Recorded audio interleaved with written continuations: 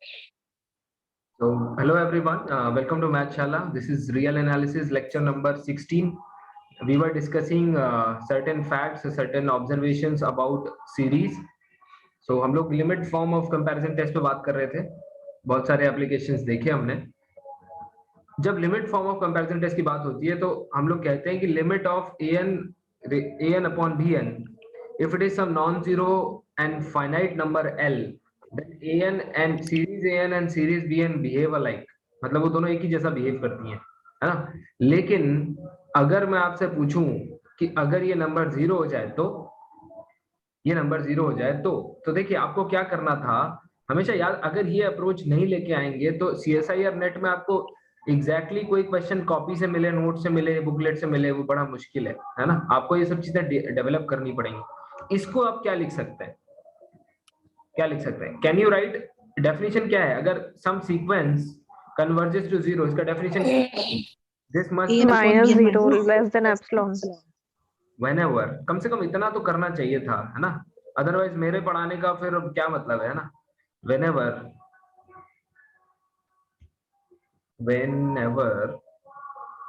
n greater than some n naught, ठीक है,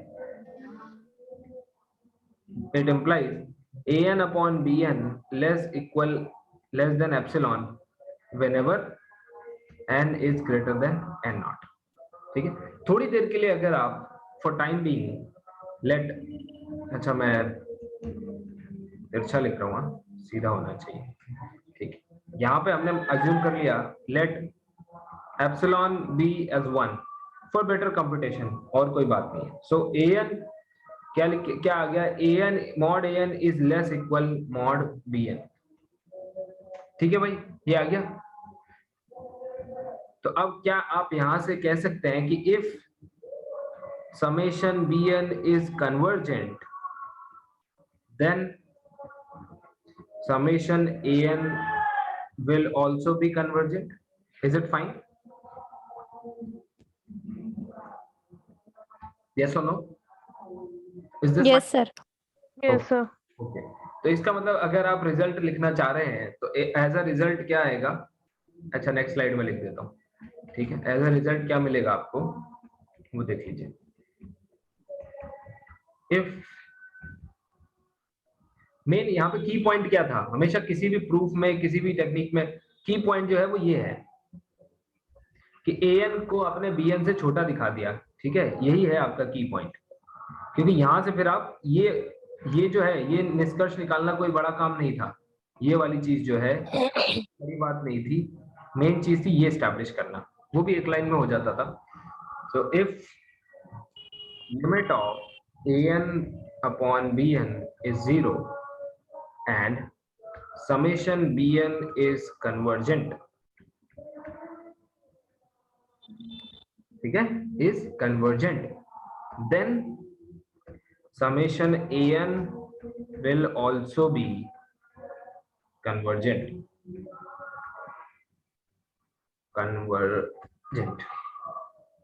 ठीक है भाई. यानी कि दो चीजें हैं. पहली चीज इफ किस पे लगा हुआ है, पहली चीज यानी पहली रिक्वायरमेंट तो ये है कि लिमिट जो है वो जीरो होनी चाहिए. This is your first requirement. और सेकंड रिक्वायरमेंट क्या है भाई, कि ये कन्वर्जेंट होना चाहिए. ऐसा नहीं होना चाहिए कि ये डाइवर्जेंट है. जैसे फॉर एग्जांपल अगर मैं ये ले लूं 1 बाई लेट अस से 1 by square root of n, है ना, अपॉन नहीं ये नहीं चलेगा. Okay, bn is 1 by n. चलिए ठीक है, जाने देते हैं, देखते हैं बाद में. ठीक है, एग्जाम्पल नहीं बन रहा, कॉन्सेप्ट एस्टैब्लिश हो गया है, इससे आगे बढ़ेंगे. ठीक है, चलिए अगला टॉपिक जो है वो हम लोग पढ़ेंगे अल्टरनेटिंग सीरीज. ठीक है, आज हम 3 टॉपिक पढ़ेंगे. एक हमने ये पढ़ा, ये जो इंपॉर्टेंट चीज है बहुत सारी बुक्स में आपको नहीं मिलेगी, रेयर बुक्स हैं जिनमें ये एनालिसिस, छोटा सा एनालिसिस दिया हुआ है. ठीक है, तो ये इंपॉर्टेंट है, इसको ध्यान रखिए, ये पूछा जा सकता है. जितना खुद से ट्राई करेंगे उतना बेहतर सीखेंगे. अल्टरनेटिंग सीरीज का मतलब क्या है, positive negative, positive negative, positive negative, या फिर negative positive, negative positive, negative positive. इस तरह के पैटर्न्स अगर आपको सीरीज के अंदर दिखते हैं तो वो सीरीज क्या कहलाती है? अल्टरनेटिंग सीरीज कहलाती है। लेकिन इन जनरल सीरीज का स्ट्रक्चर क्या होता है वो देख लेते हैं। मैथमेटिकली अगर आप इसको लिखना चाहते हैं तो ये क्या आ जाएगा? ये आ जाएगा समेशन -1 n इंटू an। बताइए सही है कि नहीं? ये आपका एक सीक्वेंस हो जाएगा, ठीक है, ये जो है आपका एक सीक्वेंस हो गया। और -1 ये जो टर्म है -1 n, ये जो है ये कारण बनती है अल्टरनेट नेचर का। इसकी वजह से अल्टरनेट नेचर आ जाता है, ठीक है। तो अभी आप जब देखेंगे इसको एक्सपेंड करेंगे तो क्या है? अगर लेटेस्ट से मैंने n को 0 से स्टार्ट किया, या चलिए इसको n+1 करके 1 से स्टार्ट किया, तो a1 minus a2 plus a3 minus a4 plus a5 minus a6 and so on. ये है अल्टरनेटिंग सीरीज। तो अल्टरनेटिंग सीरीज के कन्वर्जेंस को चेक करने के लिए केवल एक ही मेथड अवेलेबल है। कौन सा? लेबनीज टेस्ट, ठीक है, Leibniz test. This is the only method available for alternating series, ठीक है, only method available for alternating series. और कोई मेथड इसके लिए नहीं है, याद रखिए, कोई भी मेथड नहीं है अल्टरनेटिंग सीरीज के लिए एक्सेप्ट दिस लेबनीज मेथड। इस लेबनीज टेस्ट में क्या है? सो ओनली, यहां पे लिख देता हूं, ओनली फॉर अल्टरनेटिंग सीरीज, ठीक। अब देखिए मेथड में दो पार्ट है। पहला पार्ट क्या है? पहला पार्ट ये है कि लिमिट an जो है वो 0 होना चाहिए, मतलब irrespective of this minus sign and plus sign, ये जो इसको छोड़ दें तो ये जो हिस्सा बचता है an, ठीक, इसका लिमिट क्या होना चाहिए? 0 होना चाहिए। एंड सेकेंड पार्ट क्या है? सेकेंड पार्ट है the sequence an must be monotonic, must be monotonically decreasing, monotonically decreasing। ये दो चीजें जब हो जाएंगी, पहली कौन सी? कि लिमिट 0 हो, और दूसरी an must be monotonically decreasing। ये दो चीजें जो हो जाएंगी तब हमारा टेस्ट काम करेगा। और an याद रखिए, ये जो अल्टरनेटिंग सिंबल है -1 n, इसको हटाने के बाद ये जो सीक्वेंस है ये है an, यानी इस पे टेस्ट करने ये दोनों। तो अगर ये दोनों हो जाते हैं then the series -1 n into an will converge। ठीक, क्लियर है भाई? यस और नो? फटाफट बोलिए। Yes, sir. जैसे एग्जांपल ले Yes. लेते हैं, वैसे तो ये सब पहले ही पढ़ा हुआ है, इसलिए इसको हम लोग फटाफट करेंगे। मान लो -1 अपॉन n। अब देखना, एक ब्यूटी है इसमें, जब आपने सीरीज 1/n देखा था, यानी 1 + 1/2 + 1/3 एंड सो ऑन, तो ये एक डाइवर्जेंट सीरीज हुआ करता था, ठीक है, क्योंकि इसका जो टेल है वो कंट्रीब्यूट कर रहा था, है ना, उसका कंट्रीब्यूशन सिरे से नकारा नहीं जा सकता था, मतलब we could not ignore the contribution of its tail. लेकिन इसकी बात अगर हम करें, ये क्या बनेगा? 1 - 1/2 + 1/3 - 1/4 + 1/5। इसके लिए आप लेबनीज टेस्ट लगाएंगे। इसमें जो an है उसको पिक करना पड़ेगा, तो an जो है आपका वो 1/n है। मैंने कहा है ना, an ये जो टर्म है जो ऑल्टरनेट नेचर के लिए रिस्पॉन्सिबल होता है, इसको हटा लो, इसको बाहर कर लो, फिर जो बचता है वो मेन सीक्वेंस है। अब इस पे दो चीजें, कौन सी? क्या इसकी लिमिट 0 है? तो चेक कर लेते हैं, limit n tends to infinity 1/n, क्या आ रहा है भाई? 0 आ रहा है, ठीक। सेकेंड पार्ट, फिर क्या चेक करना होता है भाई, आप बताओ? Monotonically decreasing. Decreasing. तो an An यानी 1/n क्या मोनोटोनिकली डिक्रीजिंग है? आप बताइए। यस और नो? अरे 1/n मोनोटोनिकली डिक्रीजिंग है? यस सर, हाँ तो ये यस बता, डिक्रीजिंग। हाँ बोला करिए। सो 1/n इज मोनोटोनिकली डिक्रीजिंग। ठीक है, तो ये यहाँ पे टेस्ट काम कर गया, है ना, काम हो गया आपका, मोनोटोनिकली डिक्रीजिंग है। इसका मतलब हेंस दोनों कंडीशन सेटिस्फाई हो गई, पहली यहाँ से, दूसरी यहाँ से। हेंस द सीरीज, यानी जो सीरीज ओरिजिनली डाइवर्जेंट थी वो अल्टरनेट बनने के बाद कन्वर्जेंट हो गई। तो ये बड़ा इंपॉर्टेंट रिलेशन है इसका, है ना ये। Hence the series summation -1/n और n is convergent, is convergent. अब आप इस पे ढेरों एग्जांपल करते रहे तो दैट डजंट एक्चुअली, जैसे कि अब क्या करें, इसमें n स्क्वायर कर दीजिए, कुछ भी लिख दीजिए, साइन 1/n लिख दीजिए। अगर ऑल्टरनेट नेचर है ना, अगर ऑल्टरनेट नेचर है तो केवल लिबनीज टेस्ट लगेगा। लिबनीज टेस्ट लगाना है तो दो चीजें, एक लिमिट 0 होनी चाहिए और दूसरा मोनोटोनिकली डिक्रीजिंग होना चाहिए, बस कन्वर्जेंट हो जाता है। ठीक है, so we should not take much, should not invest much time on these things. ये आपने पहले भी पढ़ा, जिस पे टाइम देना चाहिए उस पे हमने ऑलरेडी दिया हुआ है। ठीक है, चलिए आगे बढ़ते हैं। अब मैं आपसे एक बहुत इंपॉर्टेंट सवाल पूछूंगा और उसके बारे में आपको अपनी राय रखनी है, फिर हम बात करेंगे। नोशन ऑफ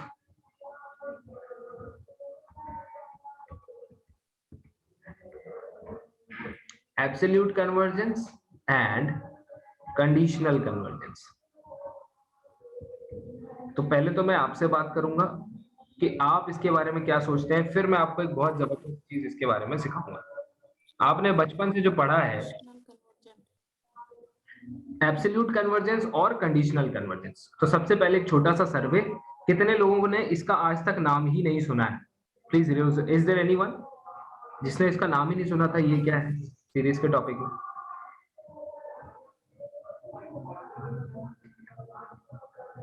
कोई है? नहीं है, यानी कि सबने नाम सुना। आयुष, मानसी, ठीक है, नहीं सुना है तो अभी सुन लेंगे। जो बच्चे जैम के हैं उनको छोड़ के, ठीक है।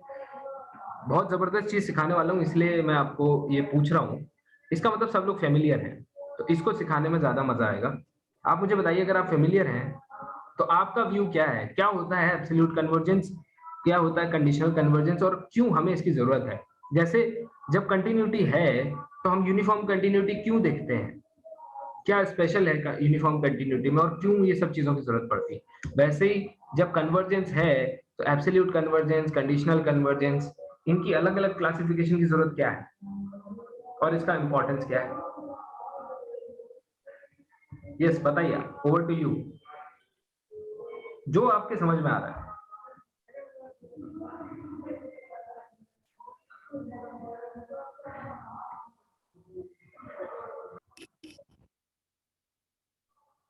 चलिए, तो कब हम कहते हैं कि कोई सीरीज हमारी एब्सोल्यूटली कन्वर्जेंट है ना, और कब हम कहते हैं कि हमारी कोई सीरीज कंडीशनल कन्वर्जेंट है? ठीक, तो देखिए, if series an as well as series mod an are convergent, मतलब सीरीज भी कन्वर्जेंट हो, ठीक है, और इसका मैग्नीट्यूड, जो करस्पॉन्डिंग मैग्नीट्यूड है, मतलब an की जगह पे मॉड an ले लें, वो भी कन्वर्जेंट हो, तो ये क्या कहलाता है? Then it is called, it is said to condition absolute convergence. अच्छा, एब्सोल्यूट को आप ऐसे भी समझ सकते हैं, एब्सोल्यूट मतलब मैग्नीट्यूड ना, मैग्नीट्यूड मतलब मॉड, तो इसका रिलेशन मॉड an से है। तो अगर an और मॉड an कन्वर्जेंट है तो ये एब्सोल्यूट कन्वर्जेंस कहलाता है, ठीक है। और अगर आप कंडीशनल कन्वर्जेंस की बात करेंगे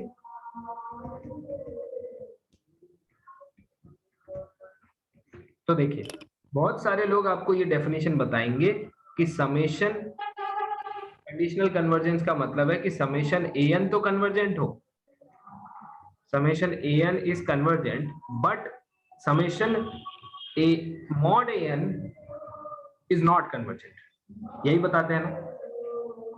बट याद रखिए नॉट कन्वर्जेंट नहीं है, क्या है, इज डाइवर्जेंट।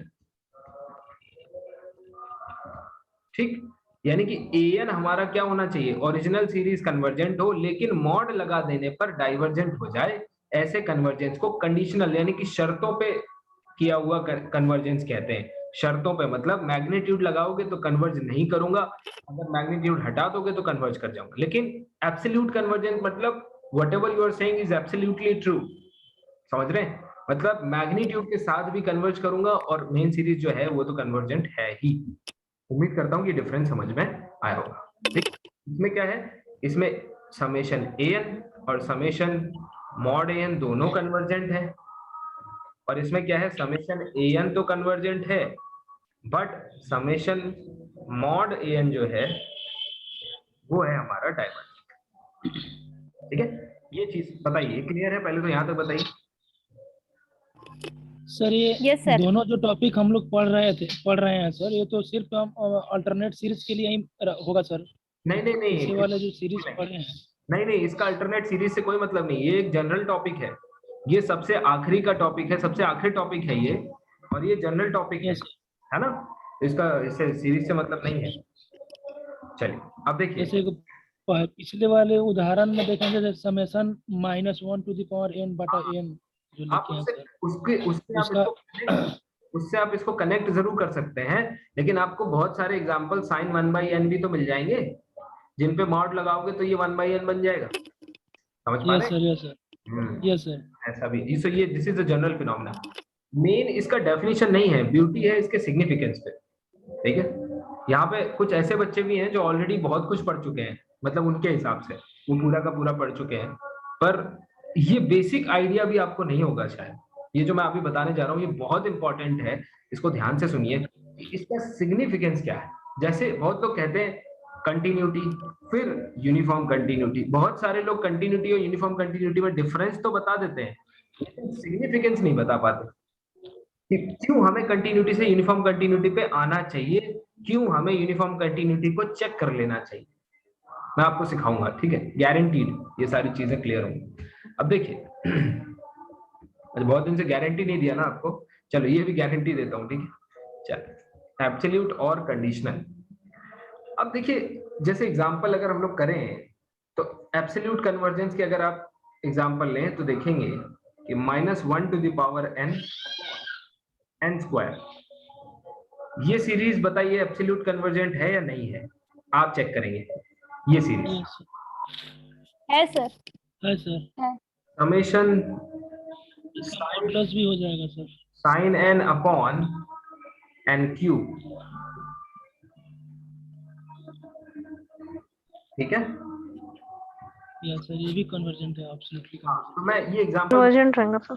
जिसमें क्या हो रहा है, मैग्नीट्यूड के साथ भी सीरीज जो है वो कन्वर्जेंट हो रही है, लेकिन यहाँ पे देखेंगे ऐसी सीरीज ये अक्सर आपको अल्टरनेट में ही मिलेगा, मतलब इसके एग्जांपल आपको अल्टरनेट सीरीज में ही मिलेंगे, यानी ओरिजिनल सीरीज कन्वर्जेंट हो -1 to the power n upon n, ये एक इंपॉर्टेंट कन्वर्जेंट सीरीज है, ठीक है, इस कन्वर्जेंट। लेकिन जब इस पे आप मैग्नीट्यूड अप्लाई कर दोगे, बट नॉट कन्वर्जेंट है। जब आप इस पे मैग्नीट्यूड अप्लाई करोगे, एक लिख के दे देता हूँ ताकि आपको दिक्कत ना हो, लेकिन मैं आपको एक आपका ही रिव्यू दे रहा हूँ। शुरू में आप लोगों ने अच्छी मेहनत की है, अभी आप थोड़ा सा पीछे हो रहे हैं ना, ऐसा नहीं करना। 1/n धीरे धीरे बढ़ना चाहिए, कम नहीं होना चाहिए। और ये जो है वो डाइवर्जेंट सीरीज है, और यही तो यानी कि ये जो है ये एब्सोल्यूट कन्वर्जेंस है, ये एब्सोल्यूट ये series, this series is absolutely convergent, this series is absolutely convergent, whereas this series is conditionally convergent, मतलब कंडीशन के साथ, है ना। कंडीशन क्या है कि भाई एब्सोल्यूट मैग्नीट्यूड नहीं लगाना, मैग्नीट्यूड लगाओगे तो डाइवर्जेंट होना पड़ेगा, मैग्नीट्यूड नहीं लगाओगे तो कन्वर्जेंट हो जाएंगे, ये कंडीशन है, इसीलिए this is known as conditional convergent may be, है ना। अब देखिए इसका सिग्निफिकेंस, सबसे इंपॉर्टेंट पार्ट है सिग्निफिकेंस। सिग्निफिकेंस दिखाने से पहले मैं आपको एक डेमो दिखाना चाहता हूँ। एक सीरीज ले लो -1 टू द पावर n। बताइए ये कन्वर्जेंट सीरीज है कि डाइवर्जेंट?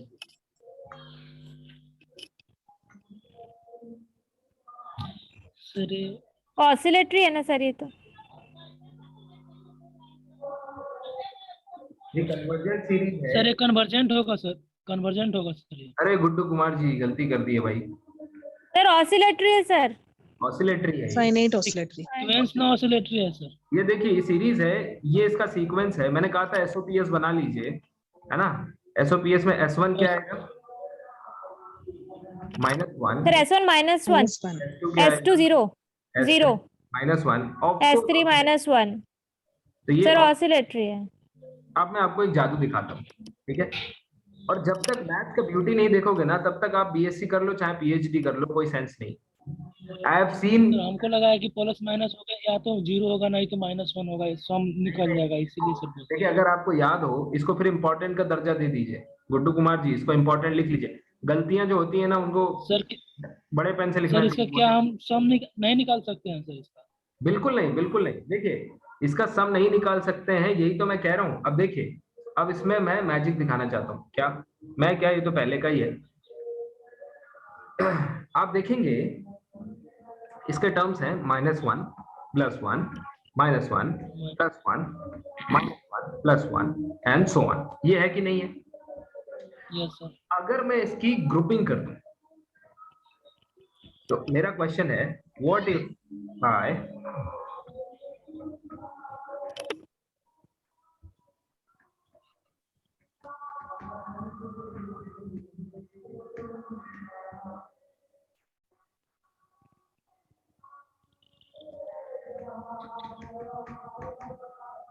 start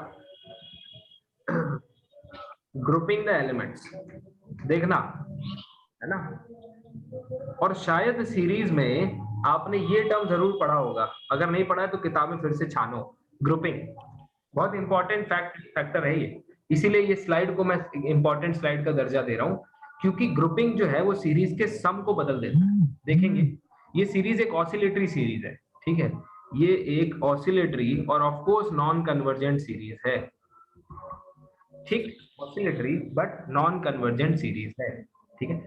अब देखेंगे कि अगर मैं इसको summation -1 to the power n, अगर मैं इसकी ग्रुपिंग को कुछ ऐसे लिख दूं, कैसे, यहां से मैं इसको ग्रुप कर दूं,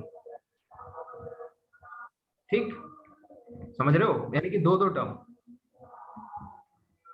तो कुछ समझदार लोग देखिए, ये देखो, दिमाग लगाओ जरा। अगर मैं इस तरह से ग्रुपिंग कर दूं एलिमेंट्स की, तो क्या मैं इसका सम फाइनाइट बना सकता हूं? क्या लगता है आपको? सर 0 हो जाएगा सर सारे तो। Exactly। 0 हो जाएगा ना सर। हर टर्म आपको क्या दे देगा? हर ग्रुप आपको देगा 0, और इवेंचुअली आपको क्या मिलेगा? 0। 0।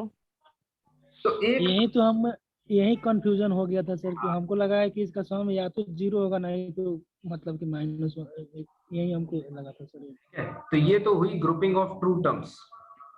ग्रुपिंग ऑफ ट्रू टर्म से आप इसका सम क्या लेके आए? इसीलिए मैं 0। ना, ये मेरा पर्सनल एक्सपीरियंस है, ठीक है। क्या किसी भी चीज को सीखना हो तो छोटी चीज पे इंप्लीमेंट करके देखो।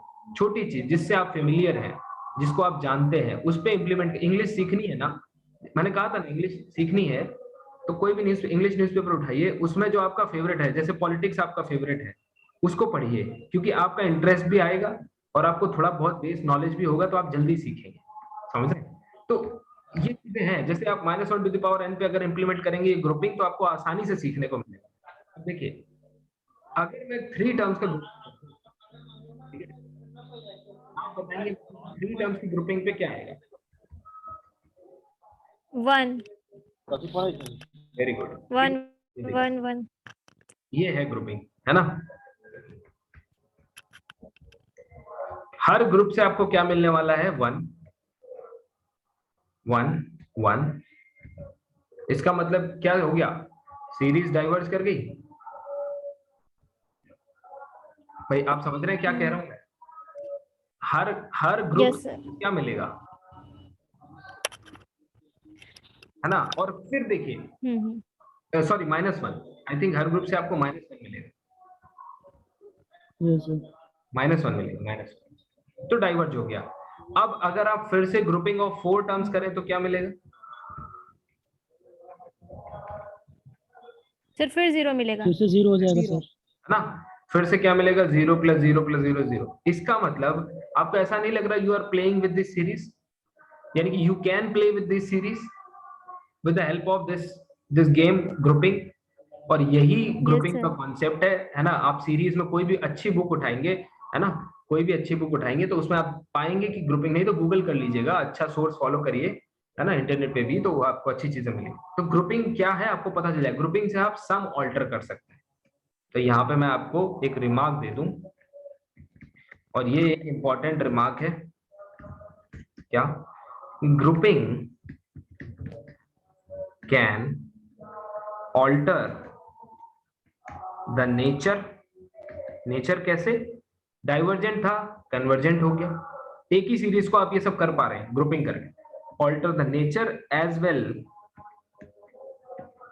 As the sum of any, या एनी नहीं, सम ऑफ द सीरीज। तो आप मुझसे पूछेंगे कि सर एक बात बताइए, क्या हम कभी किसी भी तरह की ग्रुपिंग करके 1/n को भी कन्वर्जेंट बना सकते हैं? किसी भी तरह की ग्रुपिंग करके, जिसको रीअरेंजमेंट कहते हो, शायद आपने सुना हो, अगर नहीं सुना है तो देखना जरूर भाई, इसको रीअरेंजमेंट कहते हैं ना, बहुत अच्छा टॉपिक है, you must know about it. So क्या रीअरेंजमेंट करके इसको कन्वर्जेंट बना सकते हैं? So can we make it convergent bye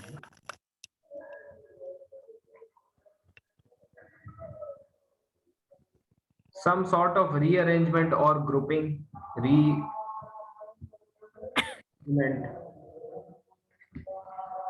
or grouping? ठीक है, ये क्वेश्चन है। तो अब देखिए, आप मुझे सोचकर बताइए कि आप एक टर्म, दो टर्म, मतलब can you make it somehow? This question is for you all. Any how can you make this series convergent?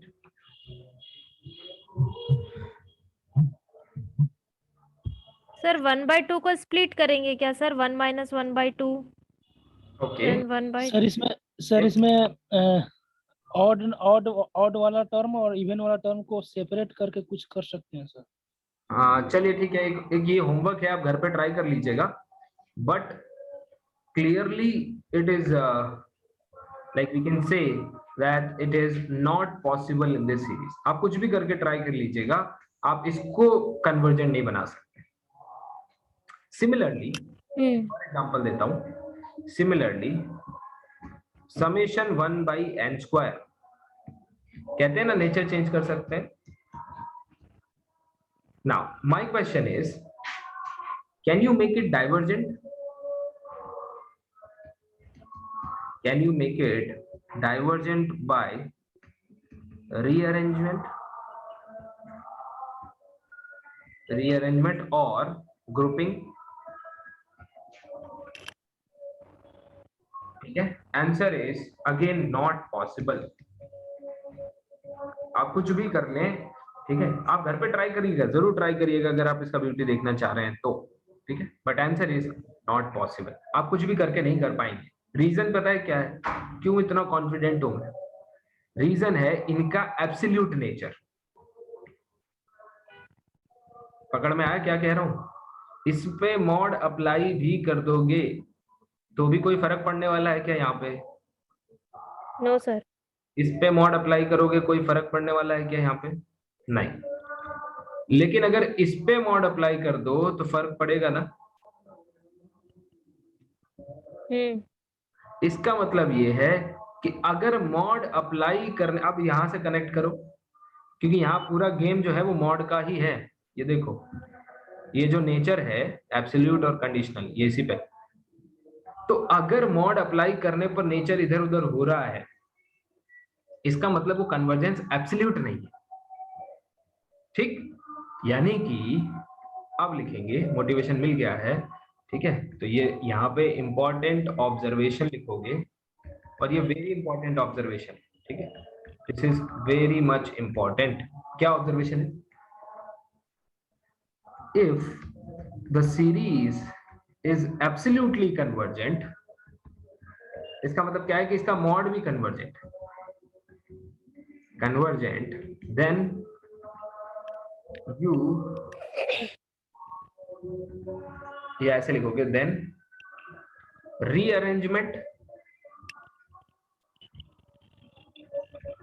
Rearrangement और grouping does not affect it। समझ रहे हो?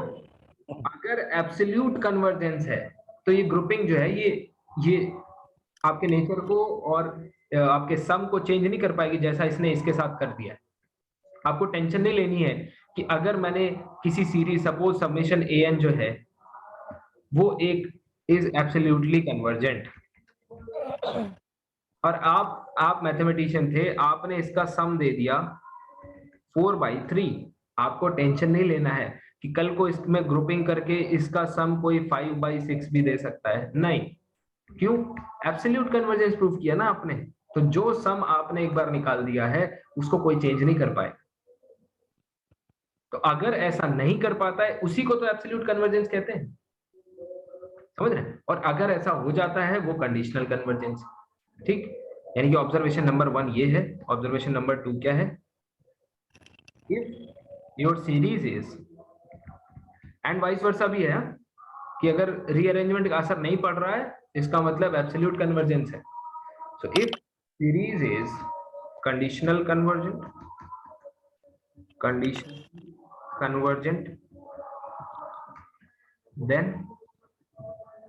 then grouping or rearrangement can alter its nature as well as sum। आप बताओ, समझ में आया?